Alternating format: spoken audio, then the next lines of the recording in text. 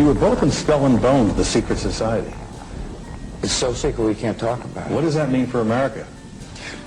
The conspiracy theorists are going to go I'm wild. sure they are. I don't know. I haven't seen the web. Number 322? First of all, he's not the nominee. And, look, I look forward... Are you prepared to lose? No, I'm not going to lose. You both were members of Skull and Bones, a secret society at Yale. What does that tell us? Not much, because it's a secret. Is there a secret handshake? Is there a secret code? I wish there were something secret I could manifest. 322, secret number? There are all kinds of secrets, Tim, but one thing is not a secret. I disagree with this president's direction that he's taking the country. We can do a better job, and I intend to do it. And we'll be watching. Be safe on the campaign.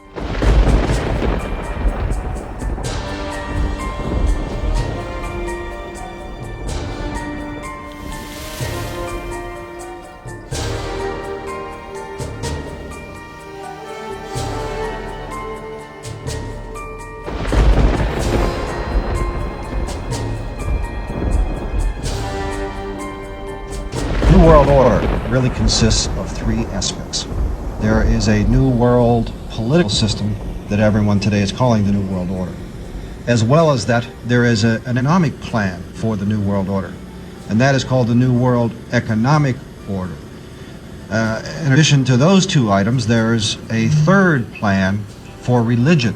You see, the planners of the world know that men need a religion of some kind, even if it's a false one. So they have a plan to give us a new age world global occultic religion. So really there's three aspects to this New World Order. A New World Economic Order in which a computer chip will be injected into our hands or foreheads as a means to track, control, and identify us, and will also be used to make our purchases and scan at stores. Well, they've already put the program in Los Angeles. In fact, Right. a trilateralist named Mayor Bradley, Uncle Tom Bradley, was responsible for putting this in dogs. Right. And your children will be considered like animals. And Yes, operating through absolutely. the Council on Foreign Right. Relations, through the Trilateral Right. Commission, through the Club of Rome, through Global 2000, which wants to reduce the population of the planet by, 25%. 25, that's 1,250,000,000 people have to be exterminated by the year 2000. Well,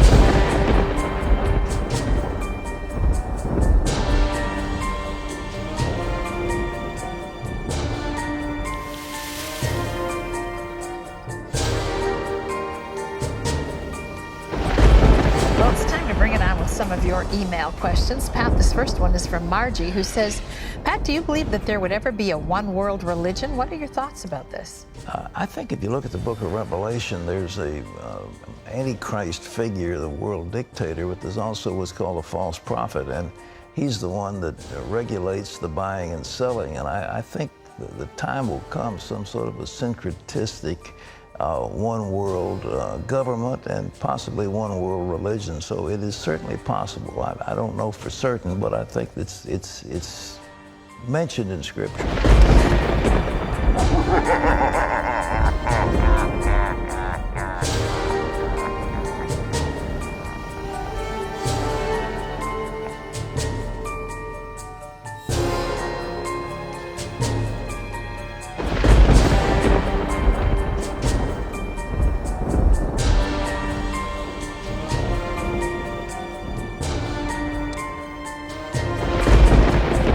La mayor parte de los habitantes del planeta se declaran creyentes. Esto debería provocar un diálogo entre las religiones.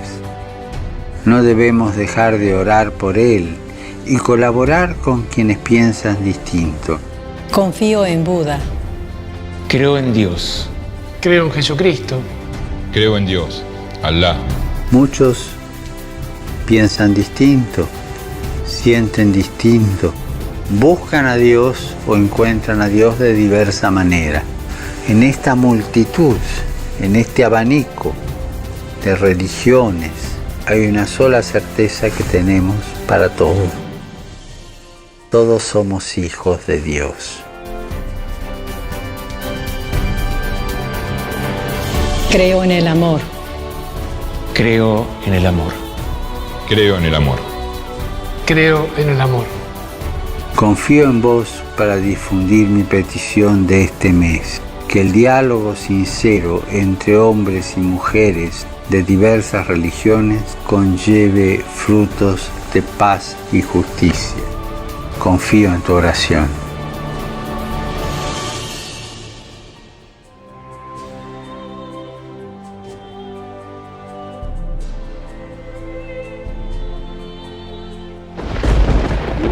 We'll proceed with the signing ceremony of the Unity of Religion Agreement.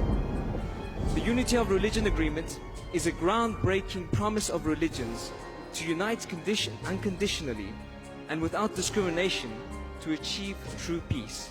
I would like to call upon the following religious leaders to come up to the stage and join us for the signing of the ceremony of the Unity of Religions Agreement. First, Archbishop Martin de Jesus Barahona to please come up to the stage.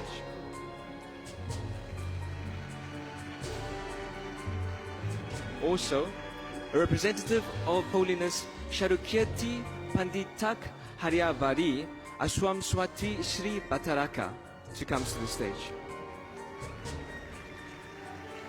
Also, from the Islam Shia faith, El Sharif Muhammad Hassan El Armini to come to the stage.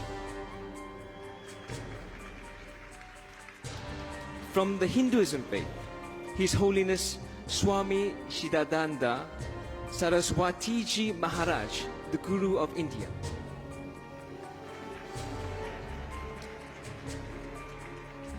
From the faith of Buddhism, Representative Dr. Ashin Nyanisara, founder of the Sitaku Buddha Vihara. Would you please make your way to the stage? From the Catholic Church, Archbishop Antonio Ledesma from the Philippines. From the Anglican Church, Archbishop Patricio Enrique Viveros Robles. From the Sikh religion, Singh Sahib Jana Gurbacha and Singhji. If you could make your way to the stage, please. From the Jewish faith, Rabbi Jeremy Yehuda Milgrom. From the Zoroaster faith, Dr. Meher Master Moose. And from the Baha'i faith, Dr. Bharati Gandhi.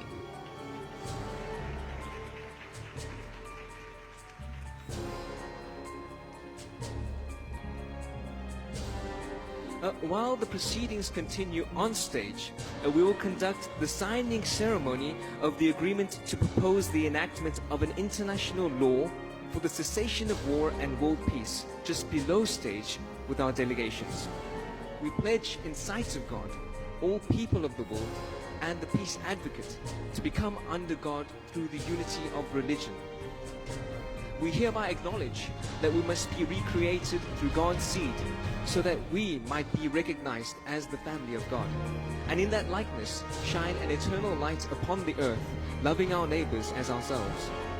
We recognize our need for repentance, as well as our need to show grace to all the people of the world, grace which can be seen in the light, rain, and the air of heaven, and through that grace lead humanity to salvation from death, and as a united religion to leave a world at peace as a legacy for our future generations to come. Considering the grace that we have received, we are moved to fully carry our filial duty to our Father. That is, to do whatever we can to make this world one over which God can reign. This we recognize as a task appointed to this generation. We recognize that when religions become united, wars will end, and peace will become to the world. This has been the will of God and the purpose of religion for the past 6,000 years. Therefore, I hereby sign this agreement in sight of God, all people of the world, and peace advocates.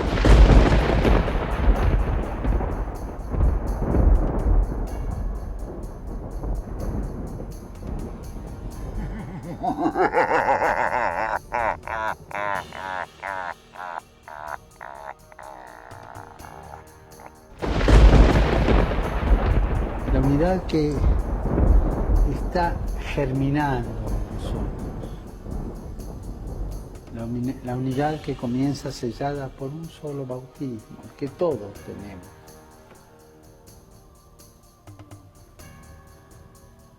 La unidad que vamos buscando juntos en el camino. La unidad espiritual de la oración, los unos por los otros. La unidad del trabajo conjunto en la ayuda de los hermanos, de los que creen en la soberanía de Cristo. Queridos hermanos, la desunión es una herida en el cuerpo de la Iglesia de Cristo. Y nosotros no queremos que esa herida permanezca. La desunión es obra del padre de la mentira, del padre de la discordia, que siempre busca que los hermanos estén divididos.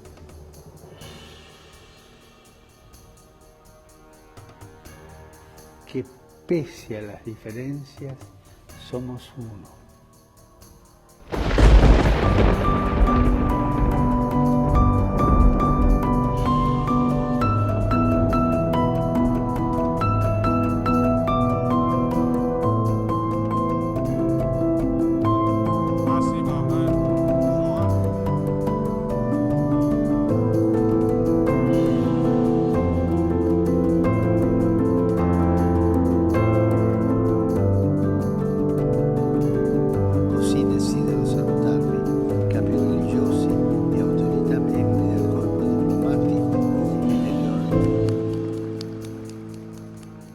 Our guest, Dr. Mark Hitchcock, has written a marvelous book called Blood Moons Rising. It's available to you this month. This is our offer. I'll tell you how to get the book in a moment. Mark, I want to get right to this thing that we've been talking about with the Antichrist and the mark of the beast. One world government, one world economies. You write about this in your book. It's taught about in the Word of God, is it not? It is, yeah. Revelation chapter 13 really is the entry point, I like to say, to this one world government, this one world economy that the Bible predicts. It says that one man is going to ultimately rule the world for the last 3.5 years of this current age. And we can see how that can happen. I mean, people today are looking for someone with answers. You know, I like to go back to the time in Weimar Germany when the hyperinflation took place, and they were looking for someone to come and to bring some order from the chaos, and that's how they ended up with Adolf Hitler. That's right. And it's the same thing in our world today. As we see more economic chaos and nations in chaos, people are going to be looking for a savior and a deliverer. And then the ability to, with exchange through the internet that you can purchase, and then the global aspect of our economy, our credit cards, online banking, it all just seems to fit into the biblical narrative of the ancients, this modern technology. It does, and the Bible never tells us this end-time economy will be cashless. But I believe it has to be in order to control it, because as long as there's money, you can buy on the black market and kind of get around the system. But you can't buy or sell, the Bible says, unless you have this mark of the beast, this identifying mark of the Antichrist. And to me, the only way for that to happen is it's all got to be under his control. And we see today how that could happen with all the electronic technology there is, how you could control every transaction in the world, and people can't buy or sell without this mark. And again, electronic currency, an electronic global currency is not beyond the realm of possibility. And we saw in the European Union the combination of all these different countries that had their own unique currency folding into the euro, and now that's every day reported, its value reported right alongside the US dollar or the Japanese yen. It is. But I think one thing that's very important to me in all of this to see is when people take this mark of the beast to be able to buy or sell, it's going to be really taking his name upon them. So it's really going to be a mark of their allegiance to him. And I think in that coming tribulation, unlike any other time, people are going to have a clear-cut choice. Are they going to take Christ, or are they going to follow the Antichrist? And that's what's coming in this world. It's a sobering thing to think about.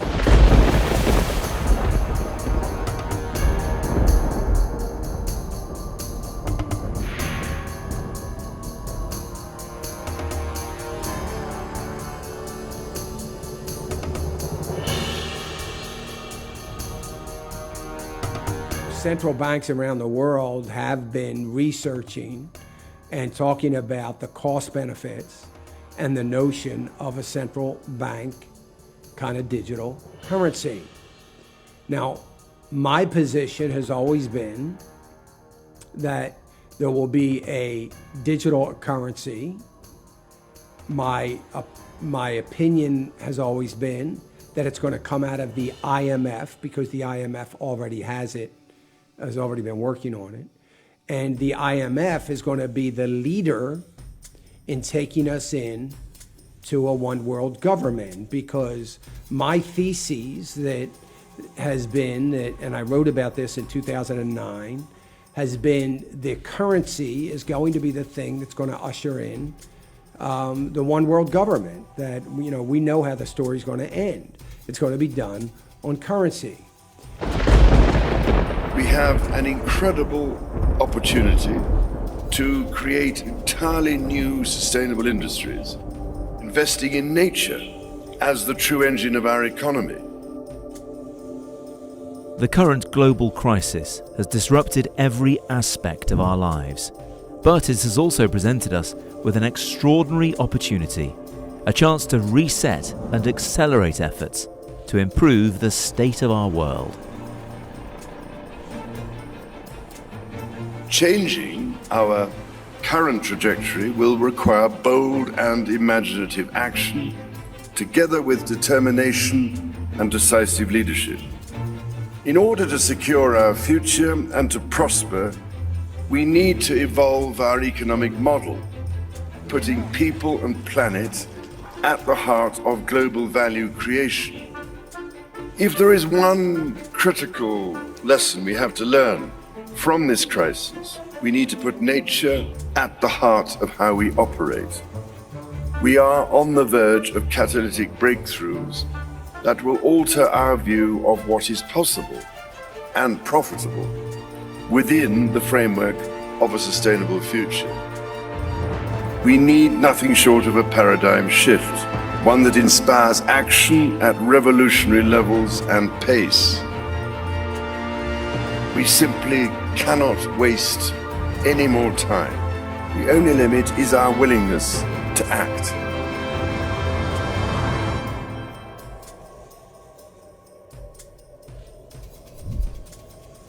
And the time to act is now.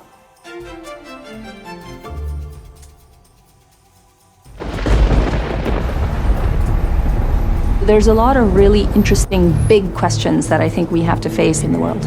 Helping answer some of those big questions, providing a platform for others to answer those big questions. This is now an open space for a lot of our constituents to truly drive forward their own actions. I'm passionate about serving a group of alternative thinkers who have not only dreamt up great ideas about how the world can be more fair, more inclusive, more just, more sustainable, but are actually proving it's possible. Damen und Herren, herzlich willkommen hier in Davos.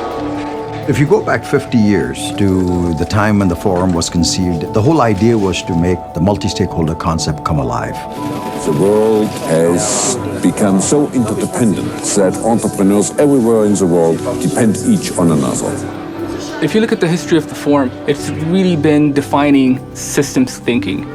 For example, the Gavi Vaccine Alliance. It took bringing all these great minds with resources together to say, what can we do about this?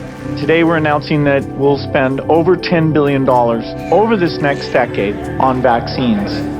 Trust really gives us our credibility. It's really the essential piece to ensuring that we can continue to do the work that we do. The forum managed to convince Mandela and de Klerk to try to reintegrate South Africa post-apartheid. It has been my great privilege to fight a struggle for freedom that the world adopted. An ability of the forum to have good convening power, to bring all relevant actors to the table, and to be able to do it in a way that can impact entire countries or entire domestic systems. Lassen Sie uns in diesem Geiste gemeinsam für eine gerechte und dauerhafte Friedensordnung für ganz Europa arbeiten. Our job is to get people around the table to construct and create conversations that aren't being had.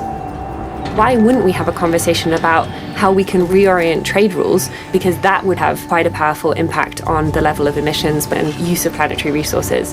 We must learn to look at the planet, not as just a spacecraft on which we are passengers. We must see the planet as what it really is, a living being. What climate change has done, it's monumental around the world. People moving from where their families have lived for centuries because they can no longer afford to feed themselves. Putting people in faraway places and pretending that they don't exist, that is not ethical, it's not sustainable, and it's not conducive for human growth.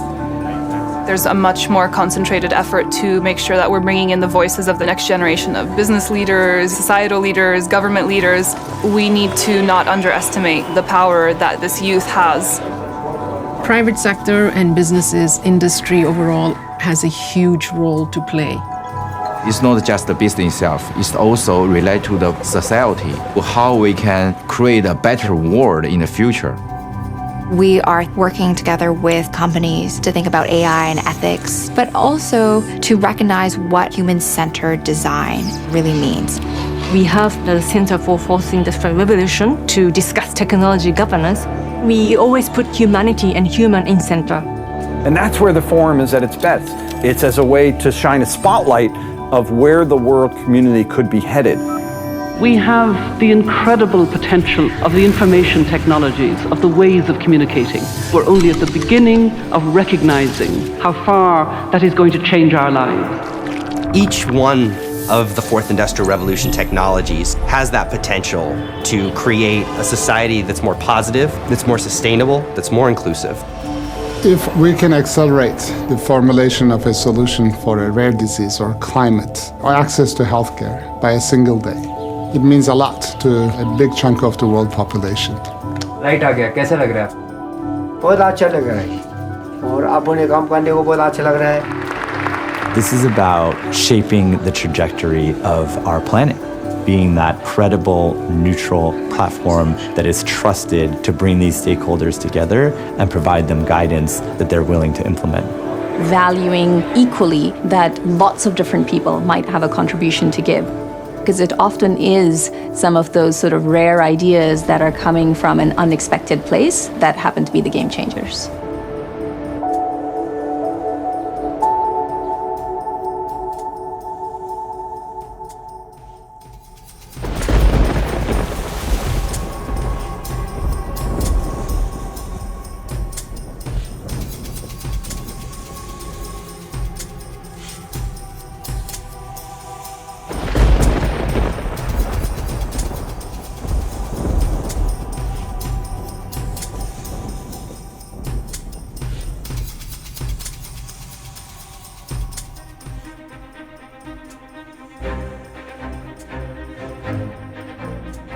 Since 2013, the World Government Summit has drawn innovative thinkers and decision makers to Dubai to explore pathways to a better future for all humanity. This is the summit of that nation. A nation that went to Mars, a nation that in the Arab world has been in the forefront of modernization. It's also a nation we can count on. All of us have never dealt with so many shocks at the same time in this time horizon. You can never let a crisis go to waste, and you have to say in this crisis, what are the lessons we have to take for ourselves? Resilience and purpose are the two things that actually bring people together and also allow people to actually go through harsh times. We can better assess, prevent, respond, and recover from the effects of extreme events and the key challenges we are facing. Peace and stability are critical to secure a brighter future for generations to come. Children are the world's most precious resource, and yet more than 426 million children live in conflict zones. The good thing about the summit here is always searching for solutions. It's not just sharing concerns, but basically sharing ideas of what really worked in the field. We've quickly found a solution to COVID with the vaccination. And that's the magnificence of humanity. The fund acted swiftly when the pandemic hit, and I promise you, we are there for our members who need us now. The old traditional financial system that we've had is kind of broken. Well, we already know the name of the new system of accounting. It's called blockchain.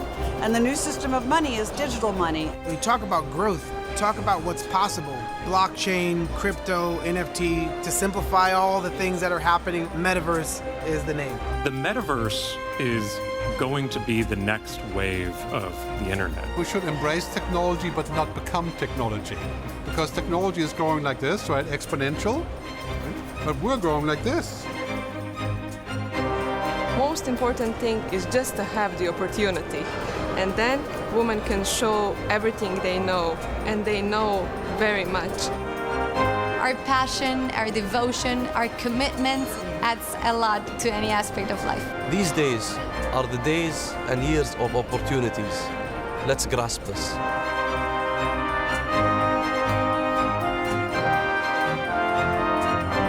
في رحلتنا المستمرة لفهم ما يحمله المستقبل لنا ندرك كل يوم بأن ما نسميه المستقبل يحمل متغيرات كثيرة ومفاجآت كبيرة.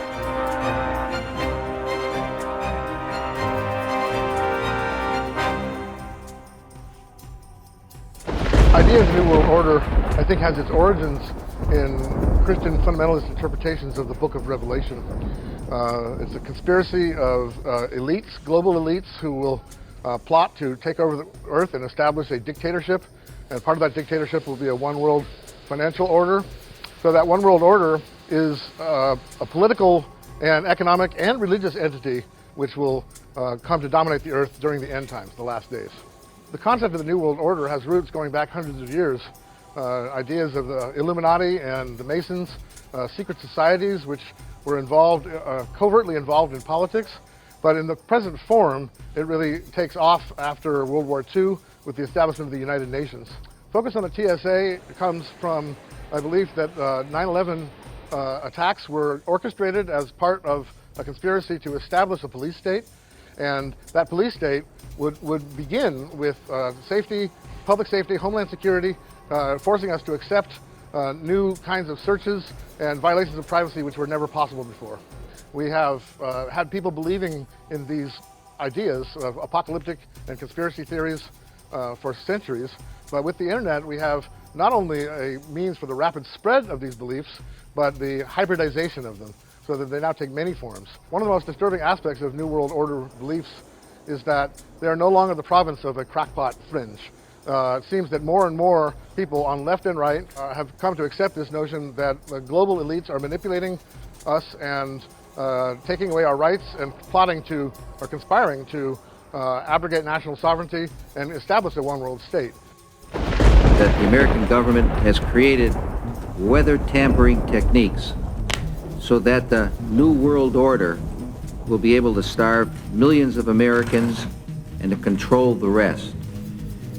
Would you explain what you were trying to say? Well, what I was trying to say is exactly what I said.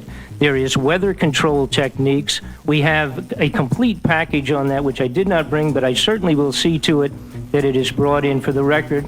Number one, the entire patents on the equipment. Number two, Senator Claiborne Pell's complete statement and story of his own, that not only does it exist, but that we even utilize it as far back as the Vietnam War. You might want to touch base with Senator Pell. I just want... When if somebody had told me that that equipment even existed 10 years ago, I would have thought they were nuts, sir. And at this point in time, we have all the documents to prove it. And if you think that 85 tornadoes takes place in the middle of our growing area by simultaneous accident, I'm sorry. With the equipment that's already set up internationally, and as bizarre as that is, it is proven and documented. I would say that weather wars, and this is quoting actually Senator Claiborne Pell himself, that they are the greatest weapon ever created in the world, and that's the senator's own statement. The development of a weather satellite to control the weather, and he who controls the weather will control the world.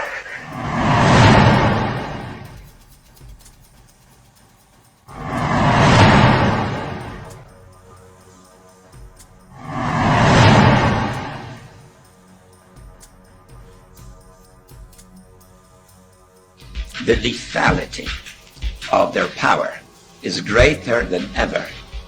Their capacity to impose control over the politically awakened masses of the world is at a historical low. I once put it rather pungently, and I was flattered that the British Foreign Secretary repeated this, as follows. Namely, in earlier times, it was easier to control 1 million people, literally. It was easier to control 1 million people than physically to kill 1 million people. Today, it is infinitely easier to kill 1 million people than to control 1 million people. Today, it is infinitely easier to kill 1 million people than to control 1 million people. Today, it is infinitely easier to kill 1 million people than to control 1 million people. It's easier to kill than to control. And of course, that bears directly on the use of force, particularly by societies that are culturally alien over other societies.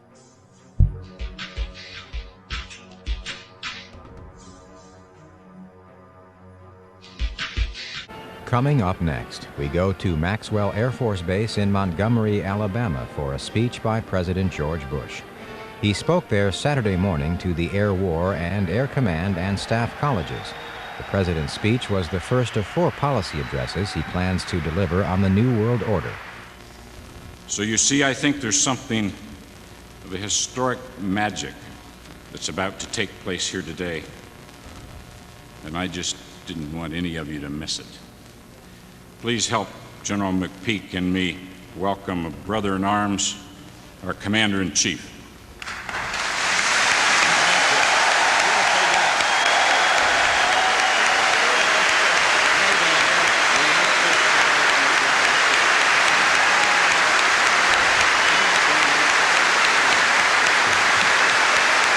Thank you all.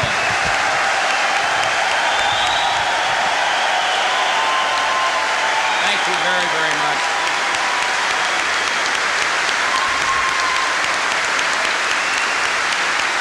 Bill. Thank you all very, very much.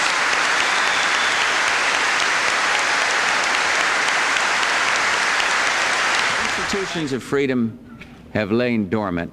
The United Nations can offer them new life.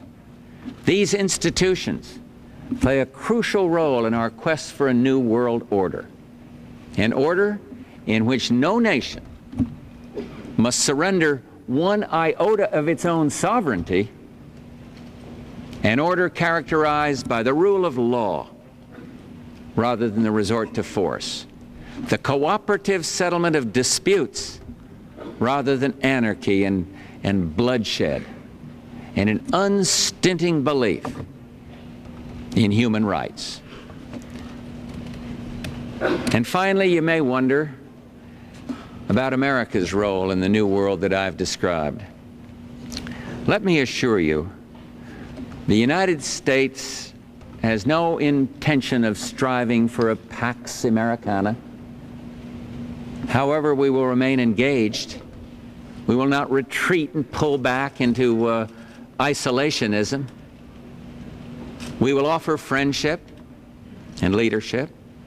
And in short, we seek a Pax Universalis, built upon shared responsibilities and aspirations.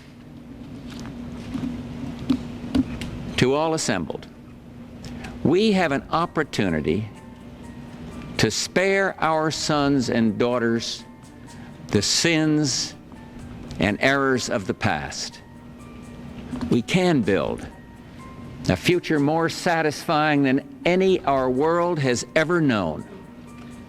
The future lies undefined before us, full of promise, littered with peril. And we can choose the kind of world we want. One blistered by the fires of war and subjected to the whims of coercion and chance, or one made more peaceful by reflection and choice. Take this challenge seriously. Inspire future generations to praise and venerate you, to say, on the ruins of conflict, these brave men and women built an era of peace and understanding. They inaugurated a new world order, an order worth preserving for the ages. Good luck to each and every one of you, and thank you very, very much.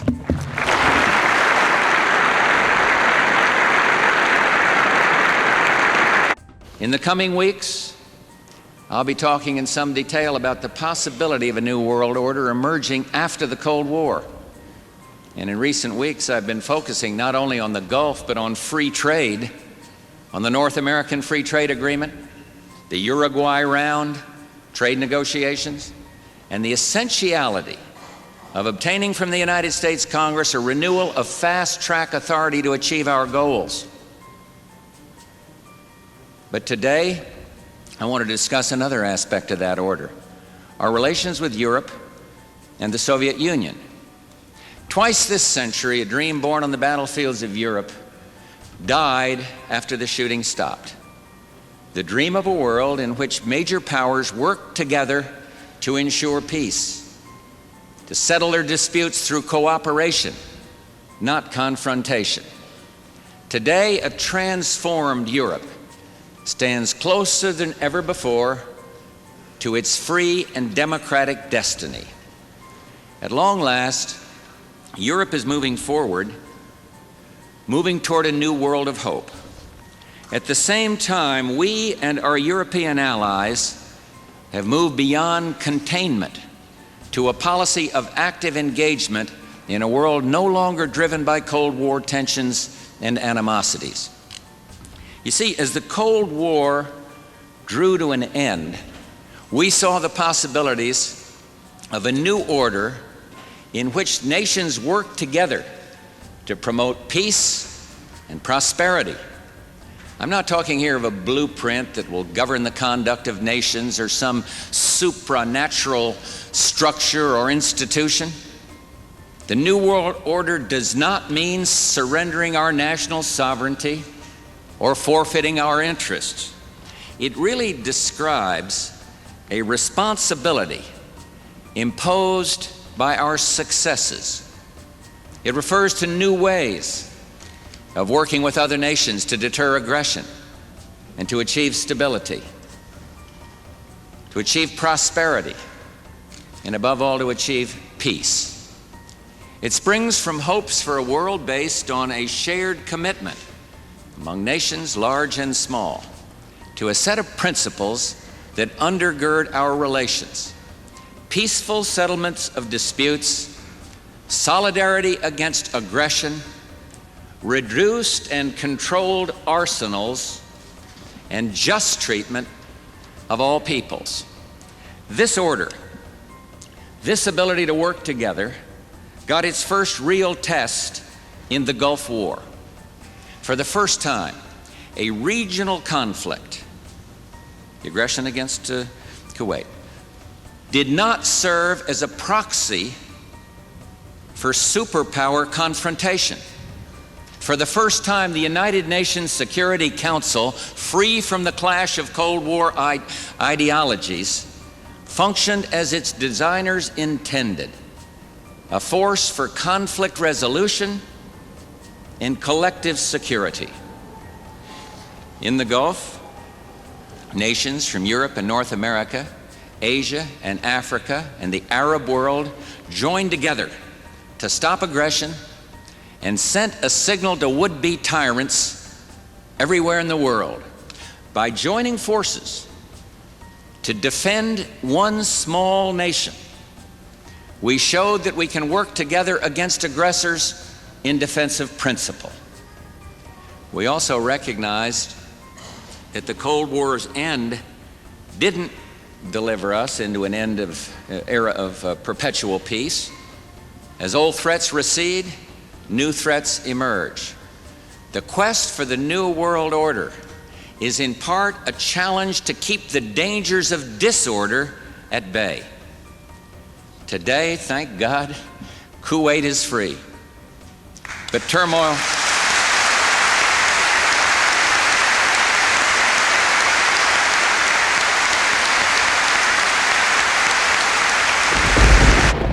less than a new world order. This is the pledge of the world's most powerful leaders, representing 90% of the global economy. Thursday's G20 summit, they say, has changed the rules of the game. Today, the largest countries of the world have agreed a global plan for recovery and reform. This involves the biggest interest rate cuts in history, the biggest fiscal stimulus we have ever seen, the biggest increase in resources in the history of our international institutions.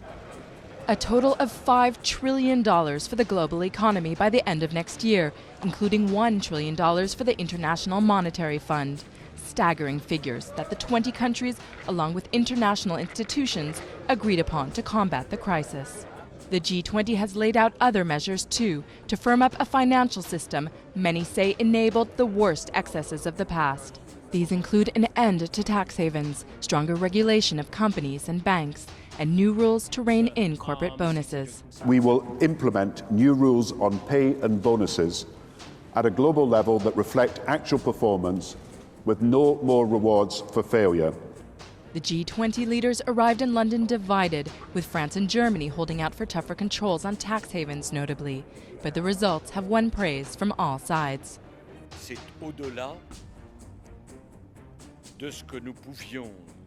This is more than we could have hoped for. We are all aware that alone we can do nothing. We are all aware that we need to create new rules to build a new foundation of the system. This is what we have done. The very institutions at the epicenter of the crisis have also made their approval known. Stock markets shot up in response to the deal. We must embrace a new era of engagement based on mutual interest and mutual respect, and our work must begin now. And the president outlined his vision of a new world order in which the US would participate fully, one rooted on 4 basic principles. Non-proliferation and disarmament, the promotion of peace and security, the preservation of our planet, and a global economy that advances opportunity for all people. One of the top military people said to me in a secure meeting the other day, 60 million people died between 1900 and 1946. And since then, we established a liberal world order, and that hadn't happened in a long while. A lot of people dying, but nowhere near the chaos. And now is a time when things are shifting. There's going to be a new world order out there, and we've got to lead it. Has the liberal order been destroyed by what's happened in Ukraine? Well, it depends on the outcome. It hasn't been destroyed yet, but if the Russians are successful, then we will have to come up with a new way of dealing with conflict and international relations, and will certainly, which in turn will entail massive rearmament. Because, well, if you cannot count on the various, I mean, there are a whole series of agreements, including the Helsinki Final Act of 1975. The Paris Charter, all of these agreed upon rules of how nations behave with each other. If they go out the window, then it's, civis pacem para bellum, or exactly. If you want peace, prepare for war. What's the new world order? There are 2 things that must be done after this horrific war. One is that we need to take both the seized assets and also money the Russians put into an escrow account to rebuild Ukraine. Current estimates are $600 billion to basically restore, rebuild Ukraine. It's like $500 billion. Yes, which is a lot of money. And but we have to do that. We cannot say you can get away with this mass destruction that you have perpetrated, and you now can go on living the way you were. You're going to have to pay for all that stuff. I've heard one international expert after another say that the 21st century is really going to be the conflict between the United States and China. Are they right? Well, that is the defining battle of the 21st century, not what's happening in Ukraine. There are no other contenders. The cooperation of a lot of other animals. tigers, monkeys, and so on. Are you on the US or the Chinese side? Because now, progressively, a lot of people would like to see there are two orders in this world. This is a huge mistake, even for both the US and China. We need a single global order. Therefore, let me say we have two possible ways ahead.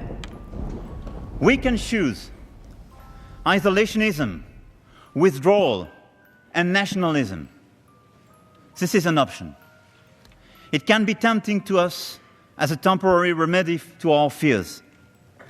But closing the door to the word will not stop the evolution of the word. It will not douse but inflame the fears of our citizens. We have to keep our eyes wide open to the new risks right in front of us. I'm convinced that if we decide to open our eyes wider, we will be stronger. We will overcome the dangers. We will not let the rampaging work of extreme nationalism shake a world full of hopes for greater prosperity. It is a critical moment. If we do not act with urgency as a global community, I am convinced that the international institutions, including the United Nations and NATO, will no longer be able to exercise a mandate and stabilizing influence. We would then inevitably and severely undermine the liberal order we built after World War II. Other powers, with a stronger strategy and ambition, will then fill the void we would leave empty. Other powers will not hesitate 1 second to advocate their own model to shape the 21st century world order. This is a moment to lead boldly and recommit ourselves to common principles which remain essential to my nation and to all liberal democracies all over the world. But the greatest threat on this front springs from the distinct illiberal and external actors who equate their success with fracturing the liberal international order. This movement is principally led by Russia. Under President Putin, Russia is working with every tool available to them to, one, whittle away at the edges of the European project, test the fault lines among Western nations, and return to a politics defined by spheres of influence. And the single greatest bulwark for our transatlantic partnership is the unshakable commitment of the United States to all of our NATO allies. It is a sacred obligation we have embraced that an attack on one is an attack on all. That can never be placed in question.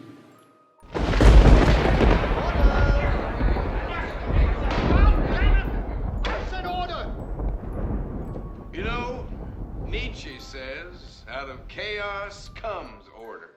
Oh, blow it out your ass, Howard.